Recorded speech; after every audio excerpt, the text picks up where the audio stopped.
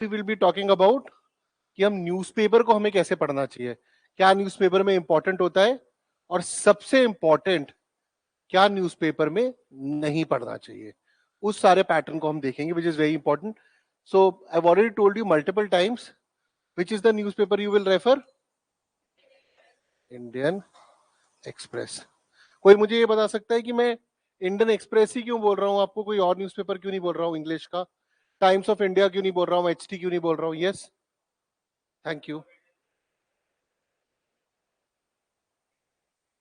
Language wise देखो, मैं हिंदू तुमको इसलिए नहीं बोल रहा हूं क्योंकि Hindu was a very good newspaper, but अभी काफी एक्सट्रीम या बायस न्यूज आती है. और फौज के अंदर या फिर जब भी आप एग्जाम की तैयारी कर रहे हो, आपका जो ओपिनियन होना चाहिए वो ए पॉलिटिकल होना चाहिए या फिर अनबायस्ड होना चाहिए. क्यों ए पॉलिटिकल और अनबायस्ड ओपिनियन होना चाहिए? आप यूनिफॉर्म सर्विसेज को ज्वाइन करना चाहते हो, डिफेंस फोर्सेस को ज्वाइन करना चाहते हो, तो फॉर एग्जाम्पल अभी बीजेपी की गवर्नमेंट है, कल को कांग्रेस की हो सकती है, परसों आम आदमी पार्टी की हो सकती है, किसी की भी हो सकती है. आप गवर्नमेंट के जो ऑर्डर्स है उनको फॉलो करेंगे, राइट? गवर्नमेंट को ऑर्डर्स को फॉलो करने वाले. अगर आप गवर्नमेंट के ऑर्डर्स को फॉलो करने वाले, दैट मींस पॉलिटिकल पार्टीज तो बदलती रहेंगी. That means you need to be unbiased. आपका पॉलिटिकल ओपिनियन नहीं होना चाहिए इन द सेंस आप इंटरव्यू में जा रहे हैं, चाहे वो सीएपीएफ का हो, आईबीएसआईओ2 का हो, सीडीएस का हो, क्योंकि अगर आप पॉलिटिकल ओपिनियन दे रहे हैं कि ये पार्टी अच्छी है तो आप उसके लिए काम करोगे, फलाना पार्टी आ जाएगी तो आप उसके लिए काम नहीं करोगे. इसीलिए आपको अनबायस्ड ओपिनियन होंगे. और इसीलिए मल्टीपल रीडिंग आप जब करते हैं, for example when you are preparing for CAPF paper 2, when you are preparing for SSB और when you are preparing for any interview stage, उस केस के अंदर आपके अनबायस्ड ओपिनियन होने चाहिए. जैसे कि आपने कोई न्यूज पढ़ी एंड फॉर एग्जाम्पल आपको लगा कि यार ये थोड़ी बायस्ड न्यूज है, पढ़ के पता लग जाता है ना कि ये फॉर एग्जाम्पल एक पर्टिकुलर पॉलिटिकल पार्टी के फेवर में बात कर रही है या एक्सट्रीम भी बात कर रही है. और कई बार आपको पता लग जाता है ये तारीफ भी कर रहा है और कमियां भी निकाल रहा है. पता लग जाता है हमको ये तारीफ भी कर रहा है, कमियां भी निकाल रहा है. सही, जो तारीफ भी करे, कमियां भी निकाले और बताए कि आगे चलने का रास्ता ये है, ये बेस्ट न्यूज़पेपर या बेस्ट वीडियो चैनल्स हैं. फॉर एग्जाम्पल मैंने आपको उस क्लास के अंदर बताया था कि आप वैंटेज पॉइंट देख सकते हो पलकी मैम का, या फिर आप किसी भी जो स्टैंडर्ड बियॉन्ड ग्राविटास बताया था जिसके अंदर आप उसको फॉलो करो, टॉपिक को समझो and see any political party, any government which comes to the power, हर एक कोई भी परफेक्ट नहीं हो सकता, कुछ ना कुछ प्रॉब्लम होंगी. तो हम कंस्ट्रक्टिव क्रिटिसिज्म ढूंढ रहे हैं, एक्सट्रीमिस्ट क्रिटिसिज्म नहीं ढूंढ रहे. दोनों में फर्क ये है. फॉर एग्जाम्पल जैसे कि नंदिनी है, नंदिनी ने लेक्चरेट दिया है, कोई टॉपिक पे अपना व्यू दिया. एक तरीका है मैं नंदिनी को बोलूं कि नंदिनी आप में ये कमियां हैं, इन कमियों को आप इसे ठीक करना है. दूसरा तरीका मैंने नंदिनी को बोला आप में कमियां हैं, आपका कुछ नहीं हो सकता, आपको तैयारी छोड़ देना चाहिए, you are good for nothing. Okay, ऐसा नहीं है, ठीक है? तो ये तो फर्स्ट वन इज बेटर, मैं आपको बता रहा हूं तरीका. So when a government comes with जब वो किसी ड्राफ्ट के साथ आते हैं, किसी बिल के साथ आते हैं, उसमें कुछ प्रॉब्लम्स भी हो सकती है, डेफिनेटली हो सकती है. आप जरा सोचो, सरकार में भी आपकी तरह लोग सोचने वाले हैं, सिविल सर्वेंट्स भी सोचने वाले हैं, वो भी गलती कर ही सकते हैं, ठीक है? बट अब जैसी बिल आ रहा है, बिल के अंदर लोगों के पॉइंट्स लिए आते हैं, ड्राफ्ट बिल जो सारी स्टेजेस है, तो over a period of time वो ठीक करी जा सकती है. जैसे कानूनों के अंदर बदलाव लाया जा रहा है, जो अंग्रेजों के टाइम के कानून थे, या सेडिशन लॉ को चेंज करने की बात करी जा रही है, over a period of time जब लोगों से आता है कि इसको बदलना चाहिए, उसको बदलना चाहिए, with time they change, but you need to give time to the government. इसीलिए आपके अनबायस्ड ओपिनियन होने चाहिए, ए पॉलिटिकल ओपिनियन होने चाहिए, क्योंकि as a person when you will join the uniform services, तो जो भी गवर्नमेंट के ऑर्डर्स होंगे आप उनको फॉलो करोगे. आप किसी पॉलिटिकल पार्टी के ऑर्डर्स को फॉलो नहीं करोगे. ये चाइना नहीं है जहां पर कम्युनिस्ट पार्टी ऑफ चाइना का ही रूल रहेगा और वो एक पॉलिटिकल पार्टी की पर्सनलाइज्ड आर्मी है जो चाइनीज आर्मी है. You guys will be not that, you will be under a democratic government, और गवर्नमेंट में कोई भी पॉलिटिकल पावर आ सकती है. Is this clear? तो अनबायस्ड ओपिनियन होने चाहिए, मल्टीपल रीडिंग रखनी चाहिए. रीडिंग स्पेसिफिकली मैं कह रहा हूं, जो सीएपीएफ पेपर 2 के बच्चे हैं, जो सीएपीएफ की तैयारी कर रहे हैं इस क्लास के अंदर, सारे कर रहे हैं तो बहुत अच्छी बात है. और जो जिनके एसएसबी आने वाले हैं, या फिर जिनको पता है कि सीडीएस की तैयारी है, फॉर दैट मैटर, क्या सीएपीएफ क्या सीडीएस, क्योंकि एसएसबी की भी तैयारी होगी, सीएपीएफ की, रीडिंग को थोड़ा वास्ट करना. मैंने आपको बोला था 1 घंटे की रीडिंग अपनी तरफ से देना स्टार्ट करो. क्योंकि बॉडी को और दिमाग को आदत डालनी पड़ेगी 1 घंटे पढ़ने की। अभी आपकी क्लासेस इतनी हो रही हैं तो पढ़ ही रही होगी, बट और भी ज्यादा पुश करो। Is this clear to everyone? Where are you lost? सुन रहे हो ना? क्या नाम है आपका? तुम्हारा तो पता है मुझे। ठीक है, ओके। तो अब पहला पेज इंडियन एक्सप्रेस का, मैं न्यूज़पेपर के थ्रू जाऊंगा। अब एयरबस यहां पर लिखा है, वार्म कॉन्ग्रेचुलेशन और Indian air force for Airbus C295। Is this, अब ये एड है, अगर आप देखोगे दिस इज एन एड जो एयरबस ने डाली कि उसने इंडियन एयरफोर्स के लिए बनाया। क्या ये इंपॉर्टेंट न्यूज है? एब्सोल्युटली इंपॉर्टेंट न्यूज है to all the offline and online student. Very important news. ये कैसे?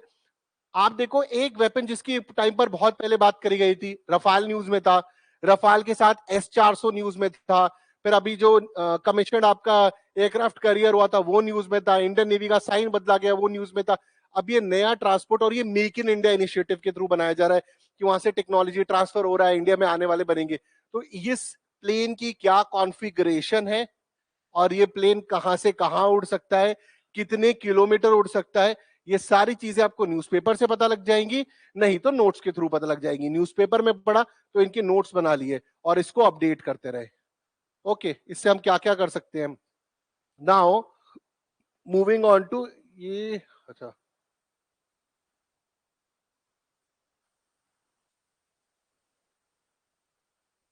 एक मिनट, हाँ तो फिर उसके बाद ये फ्रंट पेज है ना, रुक जाओ, हाँ फ्रंट पेज है। पहले चलो ये इंटरनेशनल के स्टार्ट हो रहा है, हम वहीं से कर लेते हैं। रियल अखबार के अंदर थोड़ा आगे पीछे रहता है ये न्यूज, तो मैं आपको न्यूज़पेपर दिखाई देता। एक बार इंडियन एक्सप्रेस मेरे रूम में लेकर आ जाओ। चलो, थैंक यू थैंक यू। ठीक है, तो ये वर्ल्ड बात हम करेंगे बाद में, चलो ठीक है, आ गया ऑर्डर।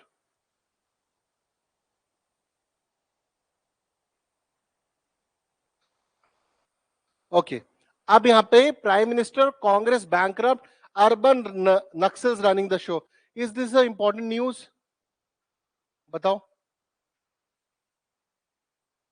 बताओ, is this a important news और नॉट? ये जो है, यस, बताओ बताओ, ये वाला जो न्यूज है, प्रधानमंत्री prime minister Congress bankrupt, urban Naxals running the show, is this a important news और नॉट? ये वाली, इट इज इंपॉर्टेंट। कितने लोग यस इंपॉर्टेंट है हाथ खड़ा करो। अरे अभी तो हाँ हाँ बोल रहे थे, करो ना। ना वाले कितने हैं? It is not important. इसमें सिर्फ एक ही चीज है जो पूछी नहीं जाएगी, बट अर्बन नक्सल्स किसको बोलते हैं बस इतना पता होना चाहिए। लिख लो, अर्बन नक्सल्स किसको बोलते हैं। ये बेसिकली यहां पर यूज नहीं होगी, ना सीडीएस और किसी रिटर्न एग्जाम में पूछी जाएगी, बट आपकी जनरल नॉलेज के लिए किसको अर्बन नक्सल बोला जा रहा है। बेसिकली जो नक्सलाइट्स के अर्बन पॉपुलेशन में, ऊबर रिच सोसाइटी में सपोर्टर्स है उनके, ठीक है, कि ये पीछे से नक्सलियों को सपोर्ट करते हैं, उनकी बात करी जा रही है। थोड़ा पॉलिटिकली ओपिनियनेटेड है ये। ओके, उसके बाद at G20 meet, Biden raise Nijjar's killing with prime minister, FT report. US president among others in five eyes alliance who flag separatist death. यहां से दो इंपॉर्टेंट न्यूज निकल कर आ रही है हमारे लिए, जो आपके लिए इंपॉर्टेंट है वो ये है, व्हाट इज G20? लिखो, ये मैं तुम्हें एक आइडिया दे रहा हूं, उसके बाद तुम इसी तरीके से ध्यान में लगाना। मतलब न्यूज तो आप पढ़ ही लेना। ओके, G20 क्या होता है? G20 का लेटेस्ट समिट कहां हुआ था? G20 की दिल्ली डिक्लेरेशन क्या थी? G20 में क्या इंपॉर्टेंट स्टेप्स लिए गए? G20 में किस यूनियन को 21st परमानेंट मेंबर बनाया गया? अफ्रीकन यूनियन को। कौन अफ्रीकन यूनियन का रिप्रेजेंटेशन कर रहा था? दिल्ली में कहां पर हुआ? भारत मंडपम क्या है? नटराज स्टैचू जो था लेकर आया गया था, उसकी क्या हाइट थी? ये सारे क्या बन जाएंगे? फैक्चुअल न्यूज बन जाएगी। और जो फैक्चुअल न्यूज है वो एमसीक्यू है, करेक्ट? वही तो एमसीक्यू के अंदर आ जाएगा। तो अब G20 क्या थी? सारी चीजें कवर कर ली मैंने, इसके अंदर की कुछ मिसिंग है बताओ? एक इंपॉर्टेंट चीज छोड़ दी है मैंने इसके अंदर, क्या? अरे इस न्यूज में, हाँ चलो ठीक है, कनाडा वाला। और बताओ, एक इंपॉर्टेंट और है। ठीक है चलो, फाइव आइज अलायंस, एक और है, वो ठीक है। सबसे इंपॉर्टेंट जिससे ओरिजिनेट हो रहा है, व्हाट इज खालिस्तानी इशू। अगर आपको यही नहीं पता है खालिस्तानी इशू क्या है, भिंडरे वाला कौन है, कब खालिस्तानी इशू स्टार्ट होता है, ऑपरेशन ब्लू स्टार क्या है, क्यों इंदिरा गांधी मैम का असैसिनेशन करा जाता है, जितना भी ये टॉपिक है, अगर आपको खालिस्तानी इशू नहीं पता है तो देन दैट मीन्स आपकी नींव खराब है। अभी मैं सीडीएस रिटर्न एमसीक्यू उसके हिसाब से बात नहीं कर रहा हूं, मैं अखबार पढ़ने के हिसाब से बात कर रहा हूं। आपको खालिस्तानी इशू ही नहीं पता है और तुम बात कर रहे हो। कल मैं एक इंटरव्यू ले रहा था, वो आईओ इंटरव्यू, मतलब एसएसबी के बच्चे का ऑनलाइन इंटरव्यू था। तो मैंने पूछा आर यू अवेयर अबाउट की दुनियादारी में क्या चल रहा था। 5 एसएसबी दे चुका था वो, 3 कॉन्फ्रेंस आउट 2 स्क्रीन आउट। तो आई सेड तुमने पता है तुमको, बोलता हाँ हाँ सर पता है, इंजीनियर वगैरह था। तो फिर मैंने बोला कि बताओ ये क्या है। तो बोलता है सर ट्रूडू ने बोला है निज्जर के बारे में। मैंने कहा ओके। मैंने कहा tell what is Khalistani movement. नहीं पता उसे। तो फिर क्या फायदा हुआ इस करंट की न्यूज का। आपको अकाली दल के बारे में पता होना चाहिए, भिंडरेवाला के बारे में पता होना चाहिए, आपको भिंडरेवाला की किलिंग्स के बारे में पता होना चाहिए। उसने गवर्नमेंट ऑफिसर्स को मारकर गुरुद्वारे के बाजू में अंदर छोड़ दिया था और पुलिस नहीं आ पाई थी उसको लेने के लिए। तो ये पता होना चाहिए आपको खालिस्तान का इशू जर्म कैसे हो, जर्मिनेट कैसे होता है, पाकिस्तान उसको सपोर्ट कैसे करता है। Okay, this becomes very important for 3 specific exams, CAPF paper 2, CAPF interview, SSB interview, और अब आईबी का एग्जाम आएगा तो उसके लिए तो इंपॉर्टेंट है ही। हर इंटरव्यू स्टेज में इंपॉर्टेंट हो जाता है। अगर मैं बोलूं इस वक्त टॉप 10 सिक्योरिटी या इंटरनेशनल न्यूज लूं तो खालिस्तान इंडिया में नंबर 1 चल रहा है। अब इस इशू की वजह से इंडिया और कनाडा में प्रॉब्लम आई ना। तो तुम्हें अगर तुम बोलो ट्रूडू ने निज्जर पे ये बोल दिया था, परमिंदर सिंह पन्नू ये बोल रहा है, जो पन्नू वहां पर है, बट अगर तुम्हें यही नहीं पता कि खालिस्तानी मूवमेंट क्या है, क्यों ओरिजिनेट होती है, क्यों पंजाब को अलग करने की बात करी जाती है, वो लैंग्वेज के बेस पे करी जा रही है, आइडेंटिटी के बेस पे करी जा रही है कि रिलीजन के बेस पे करी जा रही है, तो सब धरा का धरा रह जाएगा। फॉर एग्जाम्पल तुम गए इंटरव्यू में, ज्ञान दे दिया, सामने से इंटरव्यू के अंदर इंटरव्यूअर ने पूछा ओके आपका नाम क्या है, Shivam, Shivam just tell me what is, how did Khalistani movement originate. अब इसको अगर इसका आंसर नहीं आता है तो शुरू की सारी मेहनत बेकार। तो ये फ्रंट न्यूज है, इस फ्रंट न्यूज की बैक न्यूज की मेहनत आपको करनी है। समझ में आया। देखो इस एक न्यूज से कितनी चीजें निकली, G20, उसके बाद ये वो 5 आइज अलायंस निकल गया। ये तो वो न्यूज है जो सामने दिख रही है, बट ये न्यूज जर्मिनेट हो रही है खालिस्तानी मूवमेंट से। तो खालिस्तानी मूवमेंट तो पता ही करनी है। आज आप सबका होमवर्क ये होना चाहिए, 10-10, 12-12, 15-15 मिनट के वीडियो पड़े हैं यूट्यूब पे, कम से जाकर देख लेना। मैं नहीं बना रखा होगा शायद, एक खालिस्तानी मूवमेंट का एक वीडियो जाके देख लेना। भले ही तुम्हें पूरा समझ में ना आए, बट तुम अकल के अंधे तो नहीं लगोगे कि किसी के सामने बात कर रहे हो तो तुम बता तो सकोगे ये खालिस्तानी मूवमेंट थी। तो लिख लो। आया समझ में। एक न्यूज से मल्टीपल न्यूज। अब ये पॉलिटिकल न्यूज थी। अब ये 26/11 chargesheet filed against Tahawwur Rana was in Mumbai. बस अब जैसे कि इसके अंदर ये वाली न्यूज थोड़ी इंटरनल सिक्योरिटी से ज्यादा रिलेटेड है। 26/11 का बस अगर तुमने पढ़ा, 26/11 का अटैक कब हुआ, मतलब डेट तो आपके पास है ही, कौन कौन सी फोर्सेस उसमें इन्वॉल्व थी, अगर एनएसजी इन्वॉल्व थी कौन से ऑफिसर्स इन्वॉल्व थे, और क्या चेंजेस हुए हैं। तो पॉलिटिकल न्यूज है, उसको आप इग्नोर कर सकते हो, बस उससे रिलेटेड फैक्चुअल निकालना है, that will help. Clear everyone. Okay चलो नीचे चलते हैं।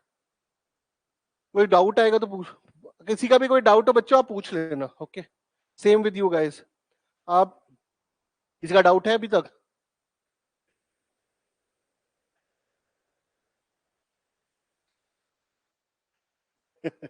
I'll answer this question after the class. ठीक है।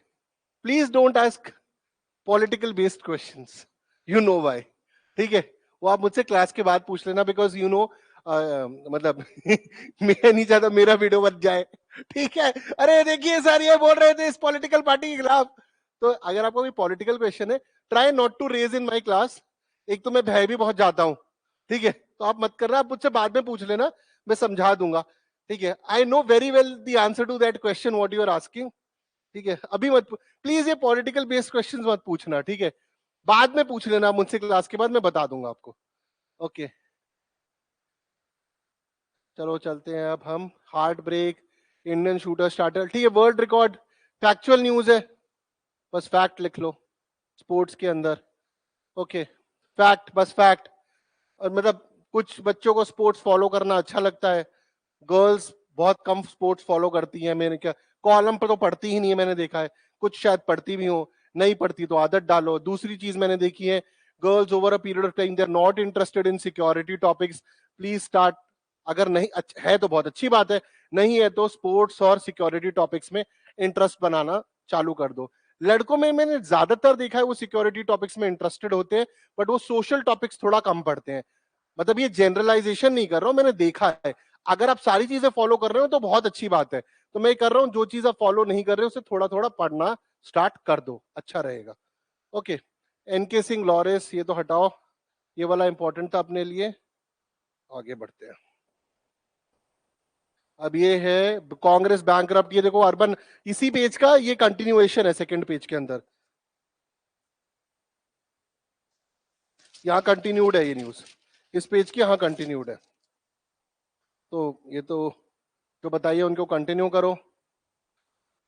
ओके, विजन आईएएस की ऐड आ गई, so you can leave it. Situation created by accused drove Delhi police cracks, leave it. ये Delhi centric news है, दिल्ली की। तो कुछ इंपॉर्टेंट चीज आ रही है, तो new study on Asola Bhatti wild life sanctuary. Okay, अब जैसे ये छोटी छोटी वाइल्ड लाइफ सैंक्चुरी वाली जो न्यूज़ होती है ना, न्यूज होती है, ये सीएससी के बड़े इंपॉर्टेंट आती है। सीएससी का पेपर आपने देखा ही है, वो इतना डेप्थ में पूछ लेता है, कोई न्यूज तो है। आपके एग्जाम में इतना डेप्थ में नहीं आ रहा है, तो यू कैन अवॉइड इट। कोई बहुत बड़े नेशनल पार्क की बात करी जा रही है, कोई वाइल्ड लाइफ सैंक्चुरी की बात करी जा रही है, कोई नई स्पीशीज की खोज हुई है, तो then it is important. Okay, it takes a village artisans volunteer in Ganesh Utsav. अब बहुत बार देखा है मैंने, मैक्सिमम बच्चे ना इन चीजों को अवॉइड करते हैं, लगता है उनको ये बकवास है।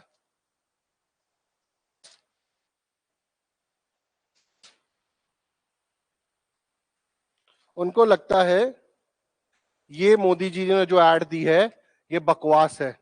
ये बकवास नहीं है, दिस इज अ एमसीक्यू। लिख कर आएगा, फॉर एग्जाम्पल फलाना स्कीम लॉन्च करी प्रधानमंत्री ने, उसके सेलियंट पॉइंट क्या है, रोजगार मेला के सेलियंट पॉइंट क्या है, यही सेलियंट पॉइंट है जो नीचे लिख के रहते हैं। इसमें याद करना आसान होता है, पूरा अखबार बना होता है। अब लिखा हुआ है रिजॉल्व ऑफ विकसित भारत, कुछ विकसित भारत पे एमसीक्यू बनकर आ जाएगा, भारत सरकार के कुछ पॉइंटर निकल कर आ जाएंगे, 51,000 कैंडिडेट्स। मतलब ये एग्जाम्पल के तौर पे कह रहा हूं। तो आपने देखा जो भी मोदी जी की स्कीम निकल कर आती है, उस मोदी जी की स्कीम की सारी चीजें वहां पे लिखी रहती है, बट आप उस पेपर से नहीं पढ़ते।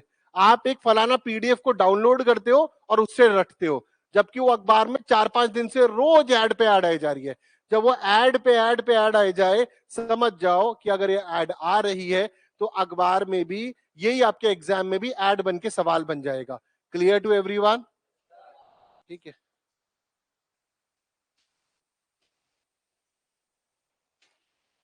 चलो अब नीचे बढ़ते हैं।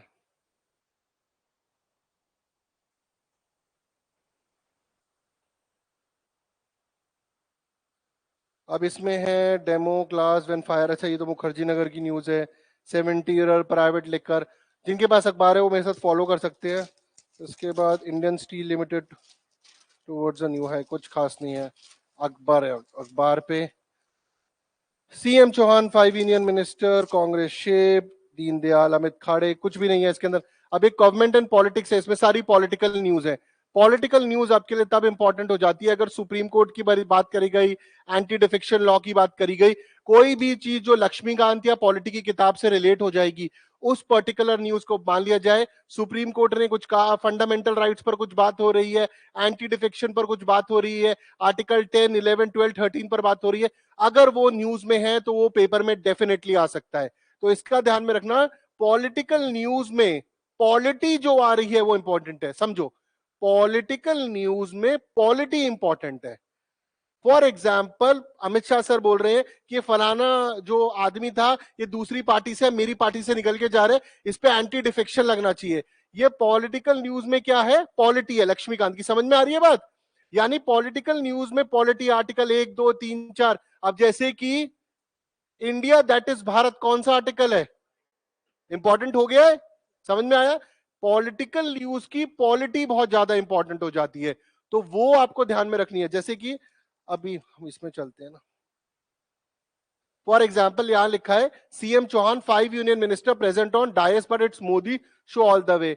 अब यहां पे लिखा है BJP rolls out big guns for MP battle 3 union. अब यहां पर मान लीजिए एक न्यूज आती है जिसके अंदर लिखा रहता है इस पर्टिकुलर इलेक्शन के अंदर इतने लाखों रुपए खर्च करे गए और नीचे लिखा हुआ है इलेक्शन कमीशन रिपोर्ट। तो आपके लिए उसमें यह हो जाएगा कि इलेक्शन कमीशन की क्या रिकमेंडेशन है कि कितने पैसे खर्च हो सकते हैं और या फिर क्या बेसिक रूल्स एंड रेगुलेशन है। तो आपको इलेक्शन कमीशन पढ़ना है। कौन से आर्टिकल से रिलेटेड है इलेक्शन कमीशन? आर्टिकल 324, 325, 326 कौन सा है? 324 किसने बोला? 324 से रिलेटेड है। कोई नहीं, आपको भी याद हो जाएगा विद टाइम। ठीक है, परेशान मत हो, सबके चेहरे ऐसे उड़ गए। ठीक है, over a period of time याद हो जाएगा आपको। तो ये आर्टिकल 324 की बात करी गई। तो पॉलिटिकल न्यूज से पॉलिटिक्स समझ में आई? हाँ एवरीवन? ओके ओके, चलो फिर आगे बढ़ते हैं।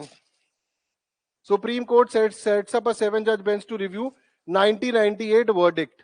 ये किसके ऊपर है? अच्छा हाँ, अब ये न्यूज, अब देखो पॉलिटी से,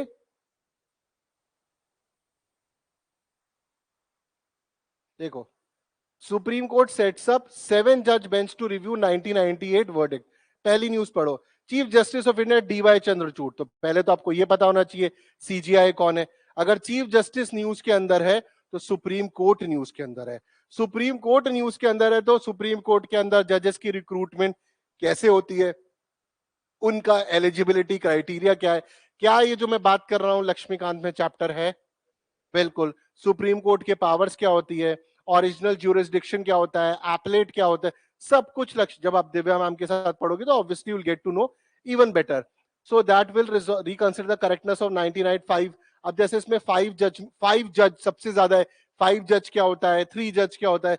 once you start going through polity, जैसे जैसे बढ़ेगा तो आपको पता लगेगा। अब ये अगर मैं इसे पॉलिटिकल न्यूज मान लू तो इससे पॉलिटी निकल कर आ रही है ना। अब समझ में आया? तो over a period of time तुमने 1-2 महीना पढ़ा अखबार तो तुम्हें यह पता लग जाएगा भैया देश में कौन सी पॉलिटी की बात हो रही है। इंडिया दैट इज भारत कौन से आर्टिकल के साथ रिलेटेड है, ये तुम्हें पता लगने लग जाएगा। तो तुम बेसिकली गवार नहीं लगोगे। तुम्हें पता है, तुम सिर्फ फॉर एग्जांपल तुम न्यूज़पेपर नहीं पढ़ते, तुम महीने में एक मैगजीन खरीदते हो और पढ़ते हो। उस मैगजीन को खरीदने से प्रॉब्लम ये होती है, ठीक है, वो मैगजीन पता है किसके लिए अच्छी है? मान लिया जाए ये जो फ्रंट रो है, मतलब शुरू की आधी क्लास है, आप लोग अखबार पढ़ते हो, अखबार रोज पढ़ते हो, और जो पीछे वाली क्लास है आप एक मैगजीन लेते हो जिसमें उसी अखबार के नोट्स हैं। बट आप महीने के 25 तारीख को वो मैगजीन लेते हो पीछे वाले, और 25 से 30 में वो मैगजीन खत्म कर देते हो। आप लोग भी अखबार पढ़ते हो और 25 से 30 मैगजीन लेते हो। Difference between you and them is that you know the entire story, they know only facts. बस इन्होंने फैक्ट रट लिए। अब जब पेपर आएगा तो तुम्हें आगे पीछे का पता होगा, तुम्हारा स्कोरिंग पावर बढ़ जाएगा बिकॉज तुम्हें बैक स्टोरी पता है, फ्रंट स्टोरी पता है, तुम रोज न्यूज़पेपर कर रहे हो। दूसरी इंपॉर्टेंट चीज, आप बस उसको रटते रहोगे पीडीएफ को। अगर आपने न्यूज़पेपर पढ़ा है और फिर उसके बाद किसी पीडीएफ को पढ़ोगे, वो आपके लिए रिविजन होगा। आपके लिए रिविजन पहली किताब ही वो है, तो आपको समझ में नहीं आएगी आगे पीछे की कहानी क्या है। Clear everyone? मैं ये नहीं कह रहा कि न्यूज़पेपर से रोज नोट्स बनाओ, बट मैं ये कह रहा हूं रीडिंग न्यूज़पेपर इज इंपॉर्टेंट। अगर आप रीड न्यूज़पेपर करोगे तो आप पेपर 2 में लिखना सीख जाओगे, आर्टिकल का फॉर्मेट सीख जाओगे, बोलना सीख जाओगे, आपकी लैंग्वेज इंप्रूव हो जाएगी, आपकी वोकैबुलरी इंप्रूव हो जाएगी, सिंटोनिम एंटोनिम्स इंप्रूव हो जाएंगे। Clear everyone? ओके, चलो फिर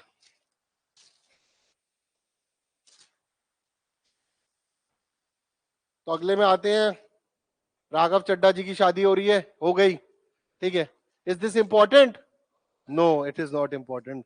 इंपॉर्टेंट फॉर वो कौन से जर्नलिस्ट होते हैं, पेपराजी के लिए बहुत इंपॉर्टेंट हो जाता है वो जो करते हैं, हमारे ने।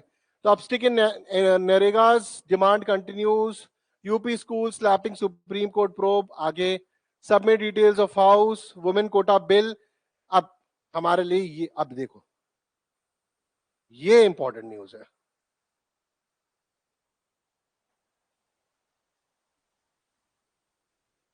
ठीक है, पॉलिटिकल न्यूज इंपॉर्टेंट नहीं है।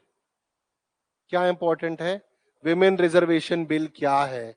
अब विमेन रिजर्वेशन बोल रहे हैं कि जब तक ये बिल को एक्चुअली आप इंप्लीमेंट करोगे 2029 2030 हो जाएगा, क्योंकि इसके लिए डीलिमिटेशन करना पड़ेगा।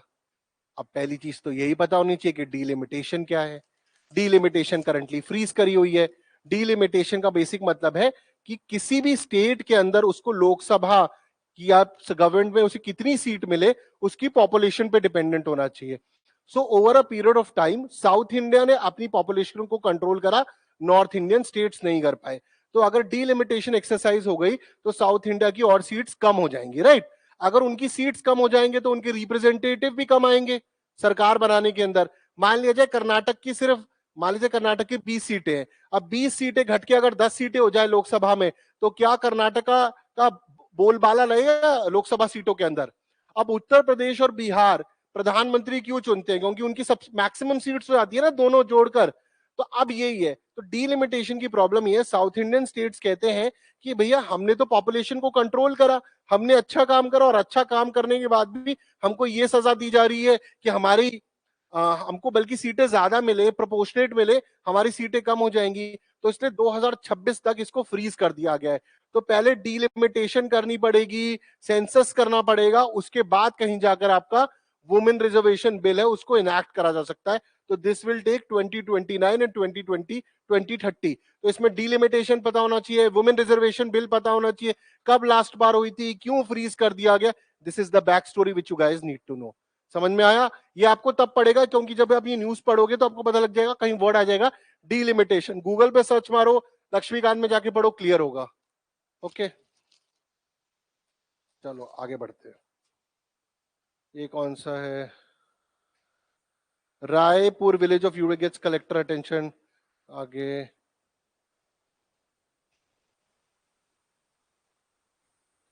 इंडियन एयरफोर्स, अब तो ये तो इंपॉर्टेंट है ही, I don't need to tell you. Induct first C295 transport aircraft, ये तो इट्स ऑलरेडी इंपॉर्टेंट। इसके अंदर क्या क्या है?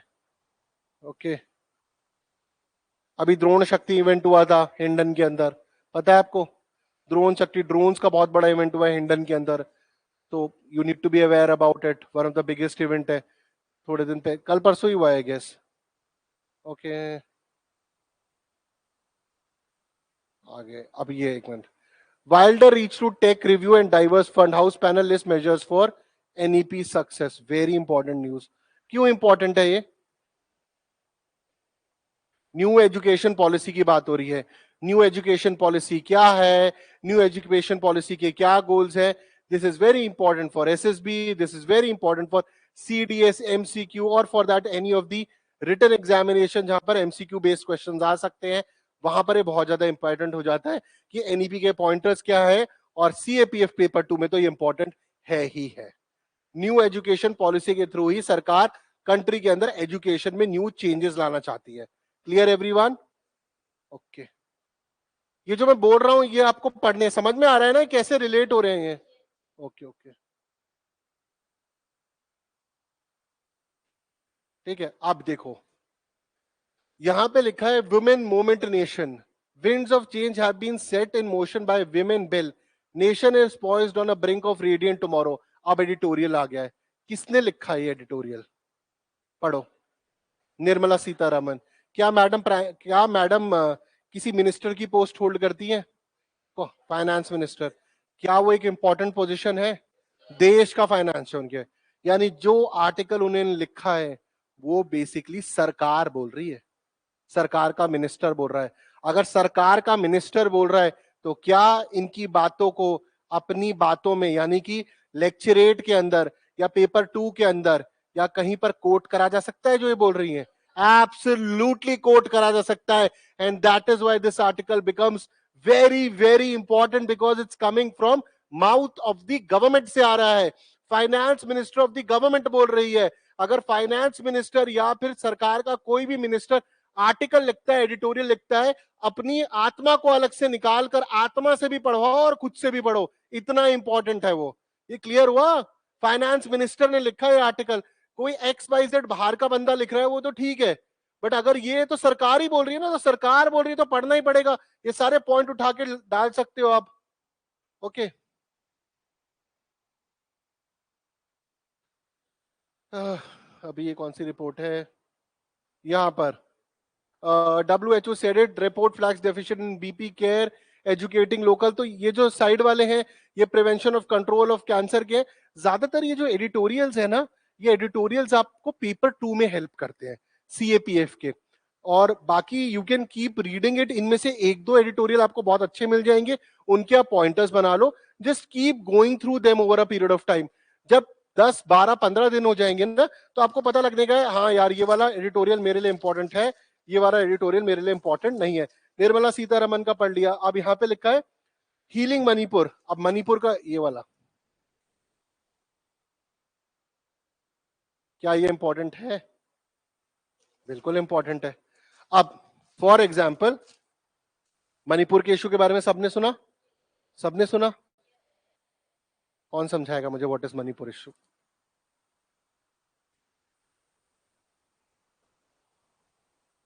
You have an advantage there because you come to a nearby place, you should be knowing it. Point is that सबने सुना ना, अब सब एस्पिरेंट हो ना, यू डोंट नो, आपको अच्छी तरह खालिस्तान इशू नहीं पता है, आपको अच्छी तरह मणिपुर इशू नहीं पता है, जिसमें आप ये रोज सुन रहे हो। किसमें कमी है? आप में कमी है ना। मतलब अखबार में तो आ ही रहा था ना, अखबार क्या, तुम गूगल पे जाके लिख दो मणिपुर इशू, आर्टिकल पे आर्टिकल खुल जाएंगे कि वहां पर 3 ट्राइब्स का मेजर इशू चल रहा है। क्यों इशू चल रहा है? वहां पर क्रिश्चियन वर्सेस हिंदू का डिबेट हो रहा है, लैंड का डिबेट हो रहा है, मेतीस का डिबेट हो रहा है। For example, now you got to know that she knows it. For example, your first priority should be when the class ends, all of you go to her and ask what is that issue. ठीक है, फिर तुमने इससे सुना, फिर तुम जाओ, फिर तुम खुद पढ़ो। फॉर एग्जाम्पल, पढ़ने के बाद तुम्हें पता लगेगा कि इसने कितना सही बोला और कितना गलत बोला, फिर आगे से पूछे तूने तो गलत बताया था हमको, फिर ये भी पढ़ेगी जाकर। अब पॉइंट मेरा ये है कि मणिपुर बर्न हो रहा है, इतना इंपॉर्टेंट इशू है, तुम बोलते हो कि फॉर एग्जाम्पल फलाना को पॉलिटिकल पार्टी वहां कम गई है, ज्यादा गई है, लोग कमेंट करने में लगे हुए हैं। जो एक्चुअल में कमेंट कर रहे हैं ना, उनको खुद भी नहीं पता इशू क्या है। That's the problem. एक बार पढ़ तो लो कि जेनेसिस क्या है उस इशू का, इज चाइना सपोर्टिंग इट और not, and why a protest turned out to be a demand of Kuki land.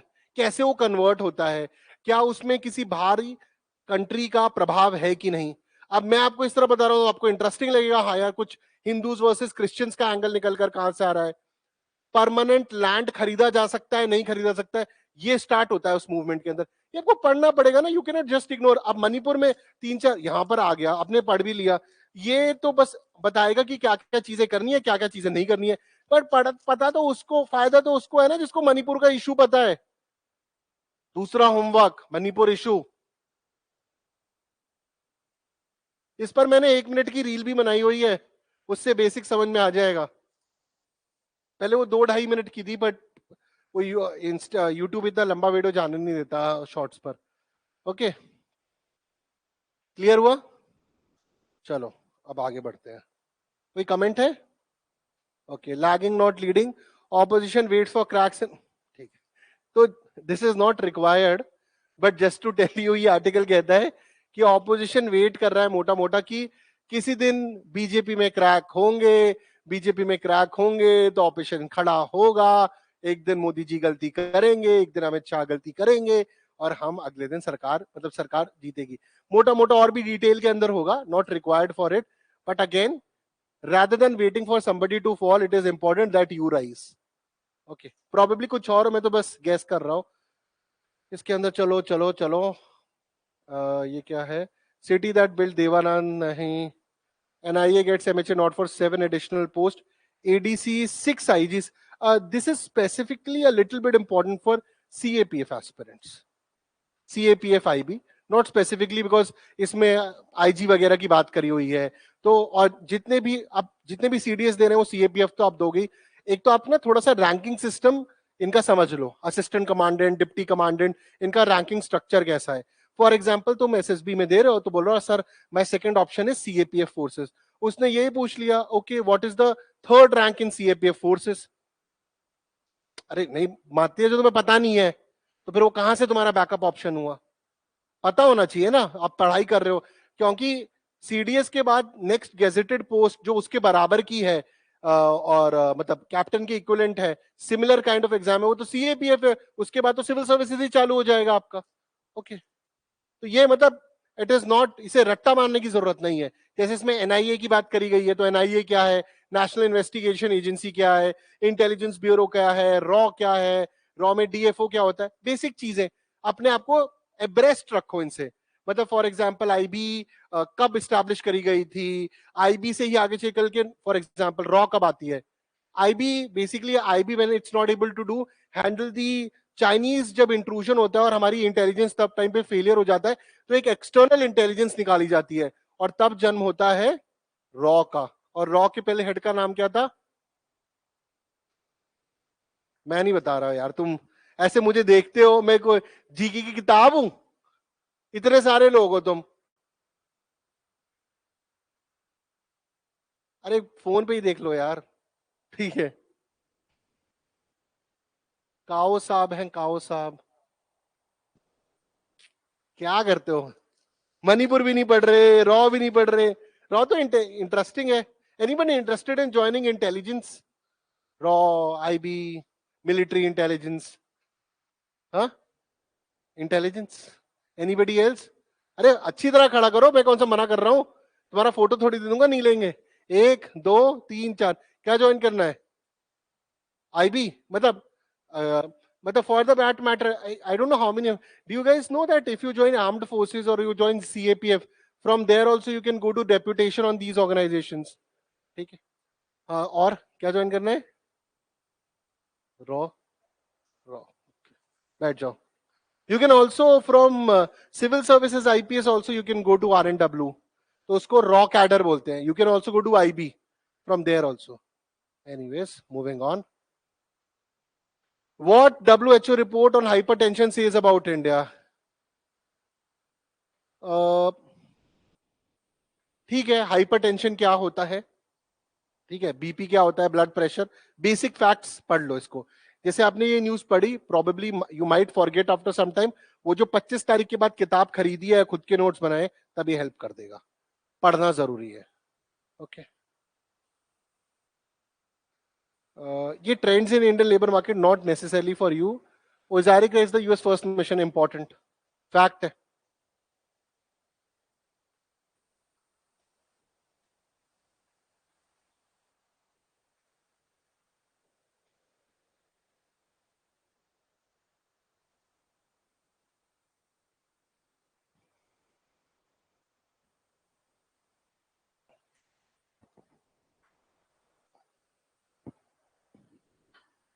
लिखा, चलो फिर।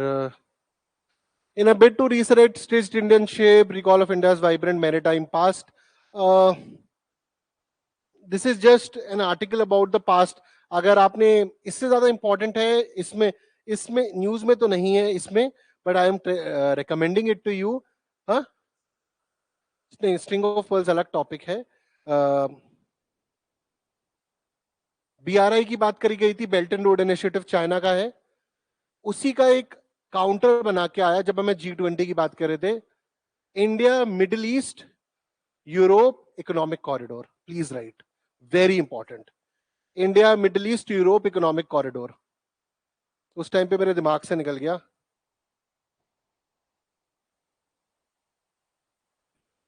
India middle east Europe economic corridor, कल परसों में मैं उस पर एक वीडियो भी डालूंगा, बट वो छोटी सी है, 1 मिनट की, जस्ट टू अंडरस्टैंड बेसिक्स।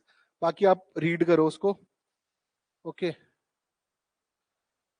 तो अब जैसे कि यहाँ पर व्हाट्स योर नेम, ठीक है, आयशिका ने अभी स्ट्रिंग ऑफ पर्ल्स की बात करी, तो स्ट्रिंग ऑफ पर्ल्स क्या है, these are favourite topics of mine, security में से एक है, ठीक है। तो जैसे अगर मैं इंडिया को ऐसे सराउंड कर दूं, अलग अलग पोर्ट्स बना के, इसको स्ट्रिंग ऑफ पर्ल स्ट्रैटेजी बोलते हैं। फॉर एग्जाम्पल थोड़ा समझाते हैं आपको, आ जाओ, यहाँ खड़े हो जाओ, यहाँ खड़े हो जाओ, थोड़ा आगे, ठीक है। सारी लड़कियां आ जाओ, तीन सामने वाली, ठीक है। एक, हाँ यहाँ पर एक सामने, इसकी सामने की तरफ, एक इधर आ जाओ, ठीक है। अब हम ऐसे, तुम इधर आ जाओ, हाँ हाँ ठीक है, तुम इधर आ जाओ। दिस इज इंडिया, सामने हो जाओ, and this is India, Ashika is representing India, और मैंने इसे चारों तरफ से सराउंड कर लिया है, ठीक है। ये चाइनीज पोर्ट है जहां पे सारी चाइनीज आर्मी या नेवी लगी हुई है। तो फॉर एग्जांपल अगर मैं मान लूं ये इंडिया का कोस्टल बॉर्डर है, यहां पर एक चाइनीज पोर्ट है, ये एक चाइनीज पोर्ट है, ये एक चाइनीज पोर्ट है, ये एक चाइनीज पोर्ट है। अगर ये मुझे सराउंड कर लेते हैं तो जो भी शिप एंट्री ले रहा है इंडिया के अंदर वो इन पे डिपेंडेंट हो जाएगा।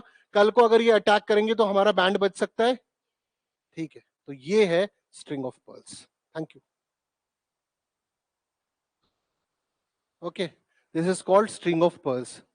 ठीक है, तो ये स्ट्रिंग ऑफ पर्ल्स है और ये चाइनीज स्ट्रैटेजी है। एक और स्ट्रैटेजी है जिसको बोलते हैं salami slicing strategy. Okay, slabbing slicing strategy के अंदर शुरू के 3 लड़के सामने आ जाए। ठीक है, एक आया, खड़े रहो ऐसे, एक इधर आ जाओ, तुम इधर आ जाओ। ठीक है, ओके, ये जमीन का ए टुकड़ा, ये जमीन का बी टुकड़ा, ये जमीन का सी टुकड़ा। ठीक है, तीनों टुकड़े भारत के। सलामी स्लाइसिंग के अंदर क्या होता है, मैं हूं चाइना। चाइना मतलब आप समझ लो कि एक ऐसा बंदा जो लोगों की जमीन हड़पता है। ऐसे तो उनमें देखे ना गुंडे मवाली होते हैं, तो इंटरनेशनल लेवल पे जो गुंडा मवाली है वो चाइना है। तो मैं पहले आया, मैंने इसकी पहली ये जमीन है हड़प ली, तो ये देखेगा कि अब ये रिएक्ट कर रहे हैं कि नहीं कर रहे। नहीं रिएक्ट कर रहे, फिर मैंने इसकी दूसरी जमीन हड़प ली। ठीक है, फिर मैं यहां तक आ गया, ये दोनों मेरी हो गई। फिर देखा इंडिया अभी भी रिएक्ट नहीं कर रहा, तो मैंने इसकी तीसरी जमीन हड़प ली। ये इस तरीके से उन्होंने आधे से ज्यादा अक्साई चीन हड़प लिया। Thank you. अब इसको सलामी स्लाइसिंग क्या बोलते हैं। चिकन खाता है कोई, तो चिकन के वो रोल बनते हैं सलामी। तो ये तीनों सलामी थे, पहली सलामी काटी कट, दूसरा कारा कट, वो चला गया चिकन रोल के अंदर। पहला चिकन रोल, दूसरा चिकन रोल, 3 चिकन रोल में आधा कश्मीर उड़ गया। ये रियल में हुआ है। और जो तुमने अभी गलवान में देखा था वो चौथी सलामी स्लाइसिंग करी गई थी। मतलब 1 2 3 4 एग्जाम्पल है, इसको सलामी स्लाइसिंग बोले जाते हैं। पहले जमीन का टुकड़ा, दूसरा जमीन का टुकड़ा, तीसरा जमीन का टुकड़ा, चौथा, इस तरीके से वो जमीन हड़पता जाता है। चाइना ऑल्सो लाइक्स, चाइना का एक और फेवरेट चीज है, इट डज नॉट लाइक किसी कंट्री के साथ उसके बॉर्डर इश्यूज रिजॉल्व हो। अगर मेरे बॉर्डर इश्यूज इसके साथ रिजॉल्व है तो मैं इसकी जमीन नहीं हड़प सकता ना। बट अगर तेरे और मेरे बॉर्डर इशू रिजॉल्व ही नहीं है तो तेरी जमीन मेरी जमीन। अब कभी तुमने ये सोचा है कि वो बोलता है अरुणाचल मेरा है, ये क्यों नहीं बोलता कि मणिपुर मेरा है, नागालैंड मेरा है? Why specifically Arunachal? That is one thing. हाँ, ये तो मैंने नहीं, why does it specifically want Arunachal, not Arunachal के नीचे वाले क्यों नहीं मांगता?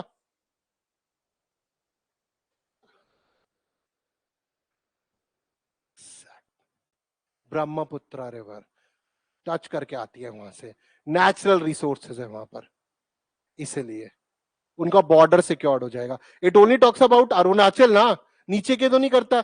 चाइना की जो हरकतें उसके हिसाब से तो उसे पूरा ये नॉर्थ ईस्ट ही मांग लेना चाहिए। तो अब जैसे ये तुम्हें पता है वो अरुणाचल मांग रहा है, तो तुम सबका दिमाग चलना चाहिए कि सिर्फ अरुणाचल ही क्यों मांग रहा है। For example simple question, Arunachal मांग रहा है, तमिलनाडु क्यों नहीं मांग रहा? मांगने को तो वो ये भी बोल सकता ना कि तमिलनाडु भी मेरा है, बट अरुणाचल ही क्यों, अरुणाचल के नीचे वाले क्यों नहीं हो, स्पेसिफिकली अरुणाचल। ये सब आपकी उत्सुकता होनी चाहिए। Why China is interested in Arunachal Pradesh only, लिख लो। क्यों भाई, क्यों अरुणाचल?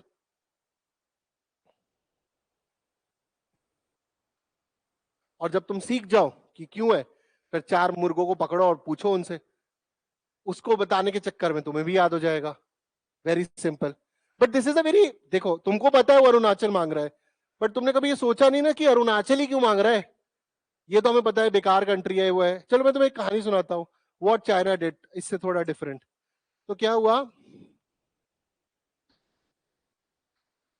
आ जाओ, 2 जने और चाहिए मेरे को, तुम आ जाओ।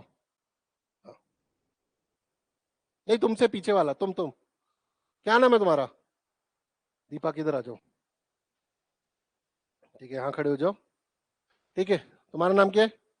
अमित, नहीं इधर मेरे इधर आओ। ठीक है, अमित। ठीक है, तो फॉर एग्जाम्पल ये है चाइना, ये है फिलीपींस।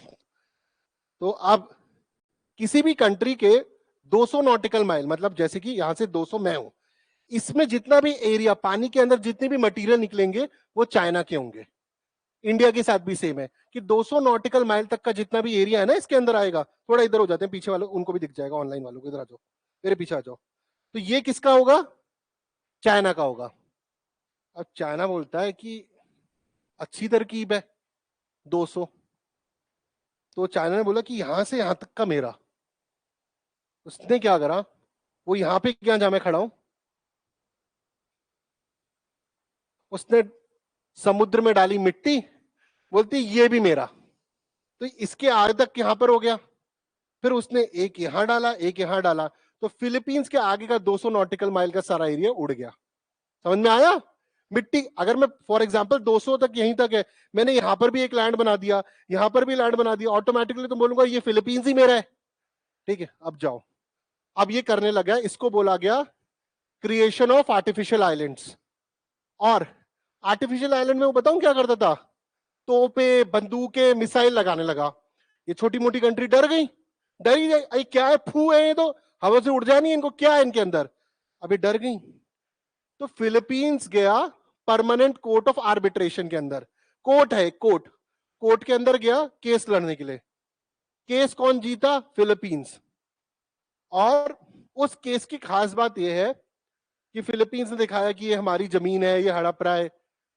चाइना एक नेक्स्ट लेवल पे गया, चाइना ने पूरी हिस्ट्री की किताबें, नई एनसीईआरटी लिख दी अपनी, और बोला ये पूरा इलाका मेरा है। आप हिस्ट्री में चलो जाए, पूरा इलाका फिलीपीन ये सब मेरा है, ये तो इन्होंने हथिया लिया। वो फेक हिस्ट्री बुक्स लिख के ले आया। केस वो हारा। केस हारने के बाद बोला क्या, जजमेंट कॉल है कि आप ये करो। You know what it said, ना हम परमानेंट कोर्ट ऑफ आर्बिट्रेशन को मानते हैं, ना इसकी सुनवाई को मानते हैं, ये सब फर्जी है, ये अमेरिका की चाल है। एज यूजुअल, जैसे ताइवान के केस के अंदर है, तो इट लॉस्ट द केस, तो इसी को वो अभी भी बनाता है। इन आर्टिफिशियल लाइंस के लिए 11 dash line, 9 dash line words को यूज कराता है। तो बेसिकली 11 डैश लाइन वो ऐसे बोलेगा, ये पूरा मतलब 11 डैश, 1 2 3 4 5 6 7 8, इसमें आधे से ज्यादा पूरा वो साउथ ईस्ट एशिया खत्म, ये सब मेरा है, ऐसे बात करता है। So it said to India that Indian ocean में इंडिया नाम लगने से वो इंडिया का नहीं हो जाता, बट साउथ चाइना सी में चाइना नाम लिखने से वो चाइना की हो जाती है। That's what they said, just to tell you guys. समझ में आया? ठीक है, एनीवेज समथिंग इंटरेस्टिंग, मतलब इसने बात करी, तो ये स्ट्रिंग ऑफ पर्ल्स है। यहाँ पे सलामी स्लाइसिंग करता है। सलामी स्लाइसिंग पानी पे तो हो नहीं सकती, जमीन पर हो सकती है। इंडिया के जो काउंटर है उसे बोला गया double fish hook strategy, diamond necklace strategy. लिख लो, डबल फिश हुक स्ट्रैटेजी या necklace strategy. Double fish question है, अच्छा लिख दूं? अच्छा okay. Strategic height advantage against India. Yes, Sumit, that is. Then slowly it would ask Assam. Preeti, hopefully they do not ask about Assam, but definitely Arunachal has certain advantages that way. Yes, border sharing issues. Okay, if you have any questions, please put it. I'll answer. Okay, तो ये है, ये double fish hook और necklace आपका homework है, पढ़ के आना। 2-3 चीजें मैंने बना दी है। बेसिकली जैसे इन्होंने हमें यहां से कवर करा, तो ये वैसे है। तुम इधर आओ, तुम इधर आ जाओ, ठीक है? हाँ, यहाँ खड़े हो, ठीक है? तुम इसके पीछे ऐसे गोली लगाओ, ऐसे ऐसे, हाँ। तो इसने बोला हैंड्स अप, फिर मैंने इसको बोला हैंड्स अप। वो देखा है तुमने बॉलीवुड मूवी में, ये वही है। जाओ। अब इसके अंदर क्या है कि तुमने, जैसे इन्होंने हमें ऐसे सराउंड करने की बात करी, हमने यहां पर सराउंड कर दी, तो ये गोली यहां लगा रहे हैं, हमने इनके पीछे गोली लगा दी। This is double fish hook. समझ में आया? मतलब मैं तो आप सबको बहुत ही देसी तरीके से समझाने की कोशिश कर रहा हूँ। ये काफी, मतलब मैं चाहूं तो वो कॉम्प्लिकेटेड पीडीएफ खोल लूंगा, बट उसका मतलब यही है जो मैं आपको बता रहा हूँ। ओके, प्लीज ये एग्जाम्पल लिखना मत, hands up, that is just to make you understand. Okay okay, चलो आगे बढ़ते हैं। कहां पर है? As governments often stands new rule for checking laptop PC imports from now. Okay, basic rules, नए चेंजेस क्या है पढ़ लो, इतने आने नहीं है, but only for general knowledge की कुछ चेंज हो रहा है तो उसके बाद Indian oil commerce trial of green hydrogen powered fuel cells buses, ये इंपॉर्टेंट है, लिख लो। इसमें फ्यूल सेल्स की बात करी गई है। Indian oil commences trial of green hydrogen. Green hydrogen क्या होता है, पहली बात वो, और दूसरी चीज फ्यूल सेल बसेस क्या होती हैं। इसके अंदर वो कुछ पॉलिटिकल न्यूज होगी, कुछ नेता वेता खोल रहा होगा, बट हमारे लिए उसका साइंस वाला पार्ट इंपॉर्टेंट है।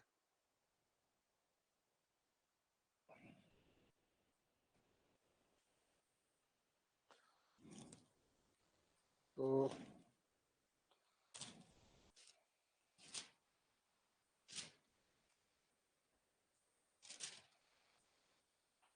ठीक है, तो अब हम इकोनॉमी के सेक्शन पे, हाँ इकोनॉमी के सेक्शन पे, इकोनॉमिक्स में ना सीडीएस सीएपीएफ के अंदर ये एप्लीकेशन बेस्ड क्वेश्चंस बहुत आते हैं, please right it.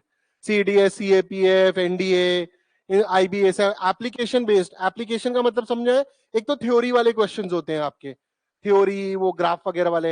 Application based की रेपो रेट क्या होता है, रिवर्स रेपो रेट क्या होता है, जो न्यूज में चल रही होती है। ओके, कैश रिजर्व रेशियो क्या होता है, बैंकिंग इकोनॉमी में कोई नई पॉलिसी आई हुई है, तो बेसिकली एप्लीकेशन जिसकी न्यूज़पेपर में बहुत बात करी जा रही है, तो वो बहुत ज्यादा इंपॉर्टेंट हो जाता है। अब इसके तो as government stands new rule for, okay, concern bank board should prevent over, ठीक है। बाकी इसमें बहुत सारी न्यूज है जो इंपॉर्टेंट है, but there important from civil services point of view, not necessarily, क्योंकि उनका इकोनॉमिक्स के पेपर का लेवल काफी डीप होता है, तो that I will not recommend until unless आप उनकी तैयारी कर रहे हो। कोई नई स्कीम लॉन्च होती है तो वो इंपॉर्टेंट हो जाती है आपके लिए। अब जैसे ये है, S&P retains India's financial year 24 growth forecast at 6%। अब कुछ कम, जैसे S&P स्टैंडर्ड एंड पुअर, ये इंडिया की फोरकास्ट दे रहा है, फिर IMF फोरकास्ट देता है, वर्ल्ड बैंक देता है, और वो अपनी कई बार फोरकास्ट अपनी किताबों में निकालते हैं, और वो CDS में आ जाता है कि उस किताब का नाम क्या है, उस रिपोर्ट का नाम क्या है। आप लिख लो IMF की मेजर रिपोर्ट्स, वर्ल्ड बैंक की मेजर रिपोर्ट्स का क्या नाम है। ये एनडीए के पेपर में भी आया है, CDS के पेपर में भी आया है, सिविल सर्विसेज के पेपर में भी आया है, CAPF के पेपर में भी आया है। करंटली तो अगर आप एनडीए का एग्जाम देखोगे तो एनडीए के एग्जाम का जो स्टैंडर्ड जीएस है वो CDS को मैच ही करने लग गया है। तो जो भी बच्चे जैसे पीछे एनडीए के हैं, आप जीएस के लेवल को अपना बढ़ा लो, क्योंकि अब वो आसान जीएस आना गैट के पेपर में बंद हो चुकी है। Level of GS has increased. Okay,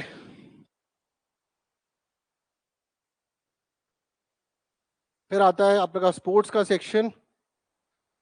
sports के सेक्शन में ना, मतलब पढ़ना तो आपको चाहिए स्पोर्ट्स का सेक्शन।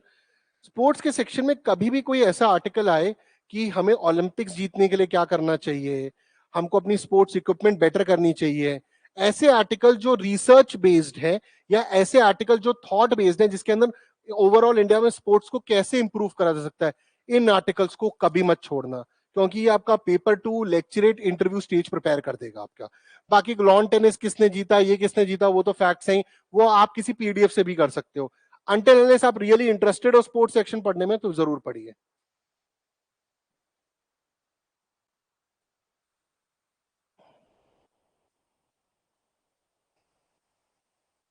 ठीक है, हमारा वर्ल्ड वाला पेज था, हम एक बार वो चल लेते हैं, वो हमारा छूट गया था।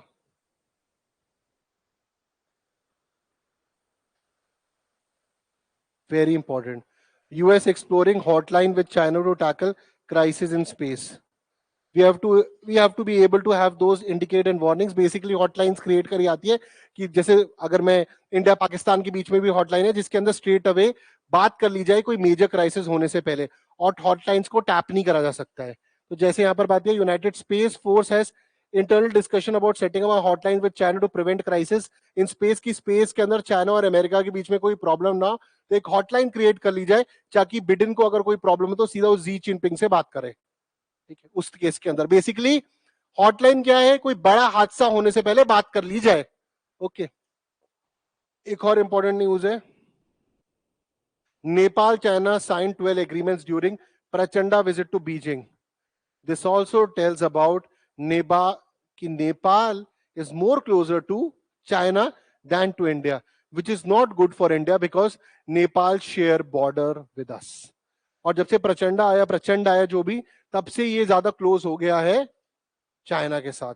अगर आपने पढ़ा हो चाइना के साथ एक हनी ट्रैप किस्सा भी था इनका, गवर्नर का, चाइना के गवर्नर के साथ, पढ़ना आपको पता लग जाएगा। Okay, so China Nepal on Monday signed 12 agreements including 7 MOUs to enhance bilateral cooperation in sectors information technology। अगर आपको आप में से कोई नेपाल गया, नेपाल काफी गरीब कंट्री है, वहां पे इंफ्रास्ट्रक्चर डेवलपमेंट नहीं है, तो it is taking Chinese help.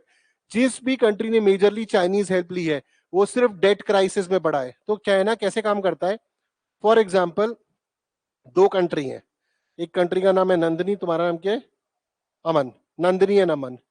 अमन 100 रुपए लेता है और टाइम पे 100 रुपए वापस कर देता है, नंदिनी 100 रुपए लेती है और जन्मों जन्मांतर पर वापस नहीं करती। तो चाइना जाएगा नंदिनी के पास, बोलेगा 100 रुपए छोड़ो, मैं तुम्हें 10,000 करोड़ रुपए देता हूं। नंदिनी खुश कि हम तो वैसे ही उधार वापस नहीं करते, ये तो चाइना हम पे 10,000 करोड़ लगा रहा है। नंदिनी बोलेगी इन्वेस्टमेंट करो, चाइना इन्वेस्टमेंट करेगा, बट बोलेगा कि जो आपकी इकोनॉमिक पॉलिसीज बनेंगी वो मेरे हिसाब से बनेंगी। तो ये बोल रही है 10,000 करोड़ मिल रहे थे, अच्छी बात है बनाओ। उसके बाद देन इट विल से कि अगर आपने टाइम पर मेरी पैसे वापस नहीं करे तो आपकी जमीन या तो मैं ले लूंगा, लीज पे आ जाएगी मेरे पास 100-150 सालों तक। इसी तरीके से श्रीलंका के अंदर इन्वेस्टमेंट हुई हैम्बेनटोटा में, और हैम्बेनटोटा, बेटा पैर नीचे करो, ठीक है, तो हैम्बेनटोटा में इन्वेस्टमेंट हुई और वो पोर्ट 99 ईयर्स के लिए चला गया। श्रीलंका के इकोनॉमिक क्राइसिस को आपने देखा ही है, जो इतनी मैसिव पैसा लेकर आया चाइना, वो पॉलिटिकल पार्टीज ने अपनी फंडिंग के लिए यूज कर लिया, और श्रीलंका के हाल आप देख ही रहे हो, इकोनॉमिक क्राइसिस। दूसरी कंट्री जहां पर उन्होंने इकोनॉमिक मैसिव इन्वेस्टमेंट करी है वो है आपका प्रिय पाकिस्तान, और आप देख ही रहे हो कि पाकिस्तान के क्या हाल चल रहे हैं। आप मुझे एक कंट्री बता दो जहां पर उन्होंने मैसिव इन्वेस्टमेंट करी है and it has gone to glory, क्योंकि वो इन्वेस्टमेंट ऐसी कंट्रीज में करता था जहां पर ह्यूज डिक्टेटरशिप है, जहां पर जो रूलर्स हैं वो सिर्फ पैसा खाना चाहते हैं, क्योंकि इन कंट्रीज के अंदर लेबर लॉज नहीं लगेंगे, क्योंकि चाइना अपने साथ जो लेबर लेकर आता है वो लेबर होती है जो कई जगहों पर जेल में बंद लेबर है चाइना में, और उनको डोंकीज की तरह काम कराया जाता है 15-18 घंटे, तो वो मर भी जाए तो कोई फर्क नहीं पड़ता। तो that's what they do. And China जब काम करने आता है वो लोकल लेबर को यूज नहीं करता, जैसे अफ्रीका में कर रहा है। तो अगर लोकल लेबर को यूज ही नहीं करेगा तो उन्हें अपॉर्चुनिटीज क्या मिलेंगी काम करने की, और इस तरीके से वो धीरे धीरे जमीन हड़पता है। और वो बहुत स्ट्रैटेजिकली उन कंट्रीज में इन्वेस्ट करता है जो कोस्टल बॉर्डर्स के पास है।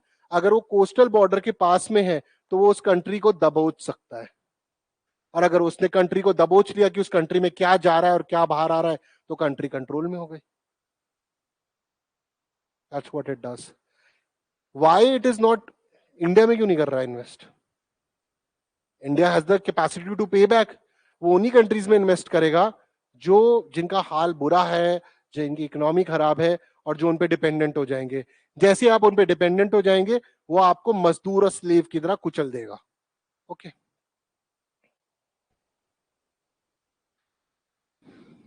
देखो ये आ गई न्यूज, देखो आ गई। Philippines remove floating Chinese barrier at disputed शोल।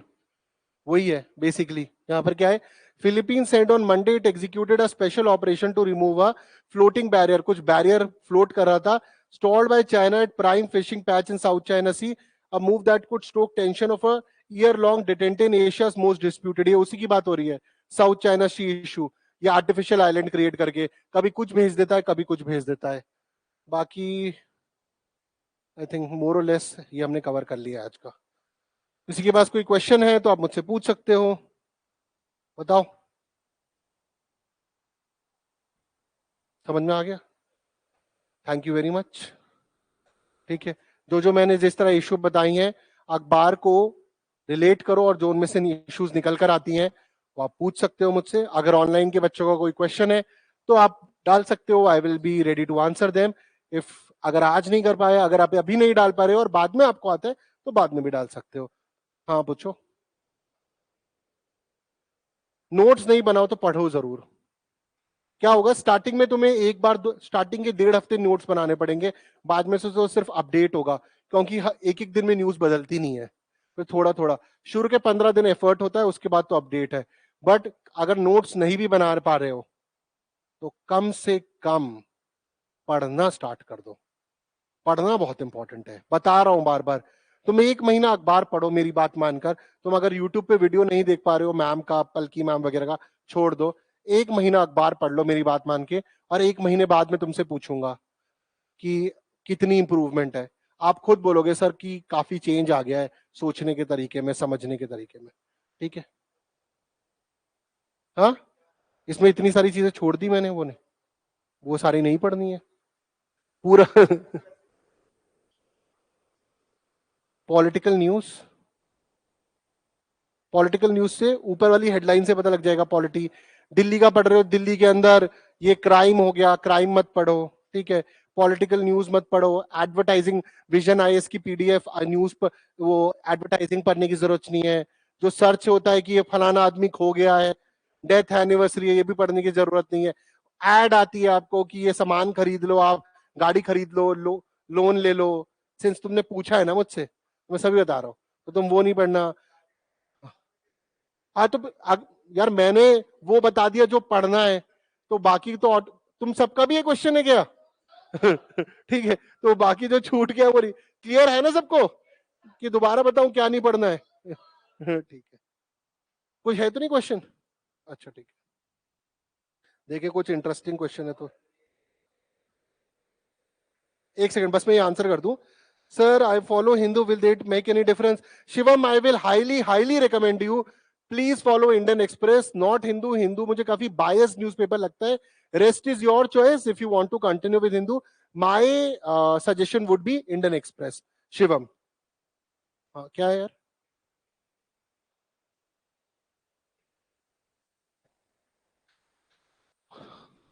सबसे पहले नेबर्स के साथ स्टार्ट करो। या देख, पुराने टाइम पे कैसे थे वो ज्यादा इंपॉर्टेंट नहीं है, वो 1-2 लाइन का। आज की डेट में क्या है वो इंपॉर्टेंट है। ऐसे तू ये नेपाल वाला पढ़ा, तुझे पता लग जाएगा कि करंटली ये चल रहा है। जब तू ये 10, 15, 20 दिन पढ़ने लग जाएगा ना, तुझे आज का पता लगने लग जाएगा।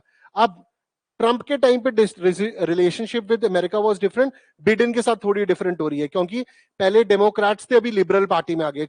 अमेरिका में 2 पॉलिटिकल पार्टीज है, डेमोक्रेट्स और लिबरल्स, तो अभी बिडेन के। तो अखबार पढ़ना स्टार्ट कर 15, 20, 25 दिन, तो तुझे पता लगने लग जाएगा कि किस तरीके की रिलेशनशिप चल रही है।